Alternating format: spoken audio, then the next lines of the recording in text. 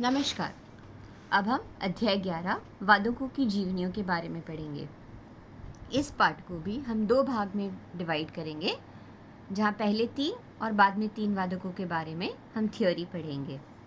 शुरू करते हैं। उस्ताद अमीर हुसैन खां मेरठ जनपद के वनखेड़ा नामक ग्राम में सन 1899 में प्रख्यात सारंगी वादक अहमद बख्श के पुत्र के रूप में जन्मे उस्ताद अमीर हुसैन खां ने संगीत की शिक्षा घर में ही पाई।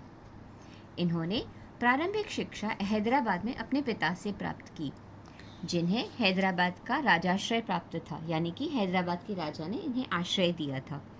उस्ताद मुनीर खां अमीर खां के मामा थे, अतः अमीर खां की तबले की सोच और बढ़ती रुचि में प्रभावित होकर उन्होंने इन्हें अपना शिष्य बना लिया। चूंकि मुनीर खां मुंबई में रहते थे, अतः किशोरवयी दैट इज टीनेज अमीर हुसैन खां ने शिक्षा का क्रम सुचारू रूप से जारी रखते हुए मुंबई में रहने का निर्णय लिया और 1914 में वह मुंबई आ गए। सन 1924 आफ्टर 10 years प्रख्यात पखावज वादक और कला पारखी रायगढ़ नरेश चक्रधर सिंह ने, रायगढ़ के राजा चक्रधर सिंह ने उनके दरबार में अपना तबला वादन प्रस्तुत करके अमीर खां ने अपनी प्रतिभा का परिचय दिया और काफ़ी मान सम्मान पाया। यहीं से इनकी लोकप्रियता बढ़ी। अमीर हुसैन खां की कर्मभूमि मुख्यतः मुंबई रही। महाराष्ट्र में जो तबला आज बज रहा है, उसकी नींव डालने और ज़मीन तैयार करने में उस्ताद ने महत्वपूर्ण भूमिका निभाई। लेकिन दुर्भाग्यवश संगीत जगत इस अप्रतिम विद्वान और इनकी कला का सही मूल्यांकन नहीं कर पाया। खां साहब एकल और संगति दोनों में ही निपुण थे, किंतु जीवन के उत्तरार्ध सेकेंड हाफ में उन्होंने संगीत का क्षेत्र छोड़कर मात्र स्वतंत्र वादन जारी रखा। उस्ताद अमीर हुसैन ने सैकड़ों नवीन रचनाएं तैयार करके तबला वादन के क्षेत्र को समृद्ध किया था। इनके बनाए कायदों, रेलों और गतों में इनकी प्रखर रचनात्मकता की क्षमता का प्रमाण मिलता है। वस्तुतः उस्ताद अमीर हुसैन खां एक नायक थे। वे जितने कुशल वादक थे, उतने ही अच्छे गुरु और उतने ही विलक्षण रचनाकार।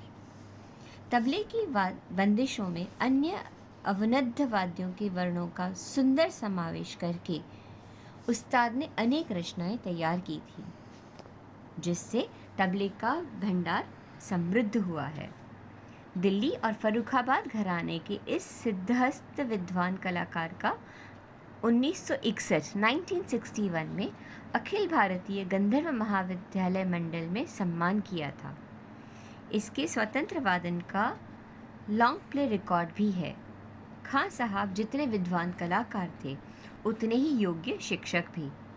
इनके कई शिष्यों ने संगीत जगत में अच्छी ख्याति प्राप्त की।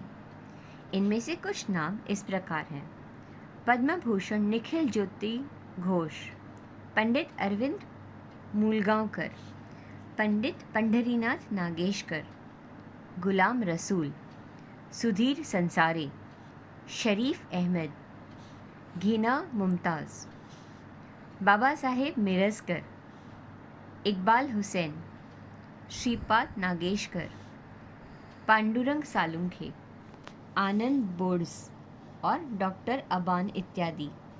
अबान ई मिस्त्री 5 अगस्त 1969 दैट इज़ 5 अगस्त 1969 को मुंबई में यह विद्वान कलाकार चीर निंद्रा में लीन हो गए, यानी कि उनकी मृत्यु हो गई।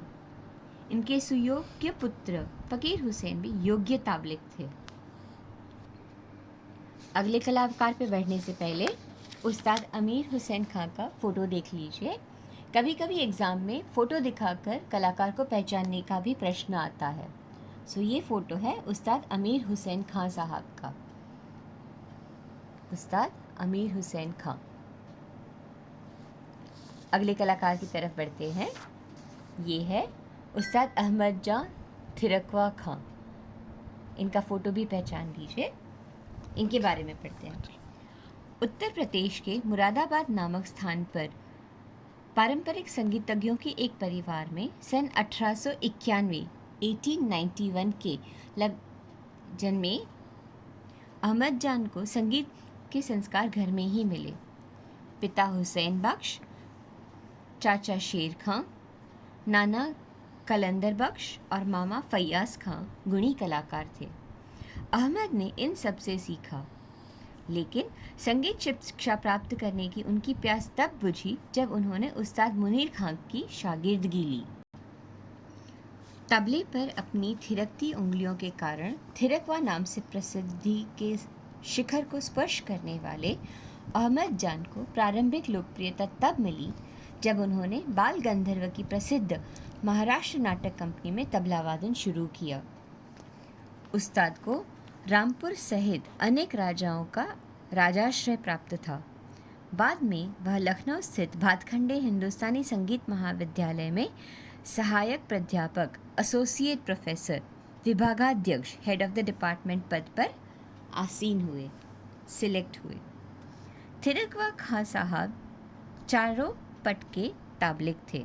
स्वतंत्र वादन और संगति दोनों में ही वह दक्ष थे। दिल्ली और फर्रुखाबाद बाज उनके विशेष प्रिय थे और इन दोनों ही वादन शैलियों में उन्हें पूर्ण दक्षता प्राप्त थी। पारंपरिक विशेषताओं का पूरी तरह पालन करते हुए भी वादन को शुरू से अंत तक रोचक और सरस बनाने रखना उनकी विशेषता थी। थिरकवा साहब उस पीढ़ी के कलाकार थे जहां से तबला वादकों का समुचित और वास्तविक सम्मान मिलना शुरू हुआ। उन्हें कई उपाधियां और मान सम्मान मिले थे। 1953-54 दैट इज़ 1953-54 में उन्हें राष्ट्रपति सम्मान मिला था। वह प्रथम ताबलिक थे जिन्हें पद्म भूषण का अलंकार प्राप्त हुआ था। इनके जीवन पर एक वृत्त चित्र भी बना है। इनकी अनेक ध्वनि मुद्रिकाएं भी बनी हैं। उस्ताद थिरकवा खां के नाम से प्रसिद्ध हुए। उस्ताद अहमद जान उन सौभाग्यशाली और विरले कलाकारों में से थे जिन्हें उनके जीवन काल में ही अप्रतिम लोकप्रियता और प्रसिद्धि प्राप्त हो गई थी। अपने जीवन काल में ही उन्होंने वह सब पा लिया जिसका सपना आँखों में बसाए हर कोई कलाकार रहता है। जीवन के अंतिम दिनों में भी संगीत के क्षेत्र में सक्रिय रहने वाले थिरकवा साहब के वादन के कई रिकॉर्ड आकाशवाणी के पास सुरक्षित हैं। उनके एकल तबला वादन का ध्यानांकन अनेक कंपनियों ने किया है। बड़े मुख के तबले पर उस्ताद की थिरकती उंगलियों का जादू किसी को भी रसमग्न कर सकता था। इनके ढेरों शिष्यों में से कुछ प्रमुख नाम इस प्रकार हैं: पद्म भूषण निखिल घोष, लालाजी गोखले, स्वर्गीय प्रेम वल्लभ, सूर्यकांत गोखले, सुरेश गायतोंडे, आनंद शिधिये, रामकुमार शर्मा, एम.वी. भिड़े, नारायण राव जोशी, मोहनलाल जोशी, प्रोफेसर सुधीर कुमार वर्मा, अहमद मियाँ, सरवत हुसैन आदि। भातखंडे मध्य महाविद्यालय के अवकाश ग्रहण करने के बाद दैट इज़ रिटायरमेंट के बाद उस्ताद ने अपना अस्थायी निवास मुंबई को बना लिया था। लेकिन 1975 के दिसंबर महीने में मुहर्रम के अवसर पर वह लखनऊ आए हुए थे। 13 जनवरी 1976 दैट इज़ 13 जनवरी 1976 को पुनः मुंबई जाने हेतु वह घर से निकले। सबको दुआएं देकर सवारी पर बैठे और सबसे खुदा हाफिज कहकर इस नश्वर संसार से विदा हो गए। लोग किंग कर्तव्य विमूढ़ से देखते हुए रह गए। उन्हें बाद में पता चला कि उन पर कितना बड़ा वज्रपात हुआ है। इनका फोटो दोबारा दिखा देते हैं। जैसे हमने कहा था एग्ज़ाम में कई बार पूछा जाता है कलाकार को पहचाने। उस्ताद थिरकवा खां का या उस्ताद अहमद जान का ये फ़ोटो है।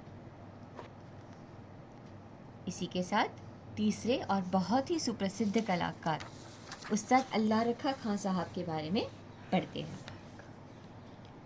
पंजाब घराने के महान तबला वादक उस्ताद अल्लाह रखा खां का जन्म 1915 दैट इज़ 1915 में पंजाब के रतनगढ़ जनपद के गुरदासपुर में एक किसान परिवार में हुआ था। इनके पिता हाशिम अली का संगीत से कोई संबंध नहीं था, किंतु माँ शौक के रूप में गाना बजाना किया करते थे और वे ही इनकी प्रेरणा के स्रोत बने।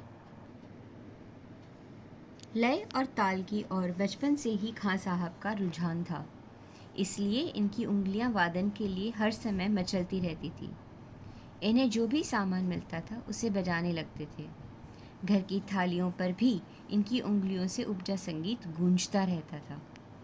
बिना सीखे ही विभिन्न प्रकार के गीतों की संगीती या घर की थाली पर करने लगते थे बचपन से ही।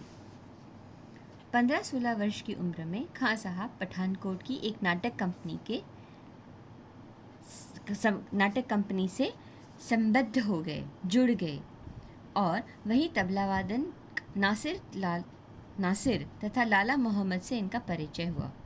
खां साहब ने अपने तबला वादन की शिक्षा प्राप्त की, किंतु इससे इनकी संगीत शिक्षा की प्यास बुझी नहीं बल्कि और बढ़ गई। अतः कुछ वर्षों बाद वह लाहौर जाकर उस्ताद कादिर बख्श के शिष्य बने, जहां उन्होंने पंजाब घराने की वादन शैली का विधिवत प्रशिक्षण प्राप्त किया। इन्होंने उस्ताद आशिफ अली से गायन की शिक्षा भी प्राप्त की। उस्ताद अक्सर कहा करते थे कि हर ताबलिग को गायन का आधारभूत ज्ञान ज़रूर होना चाहिए, भले ही गाना ना गाए, लेकिन गायन का ज्ञान होने से वह संगति और संगीत के मर्म समझ पाएगा।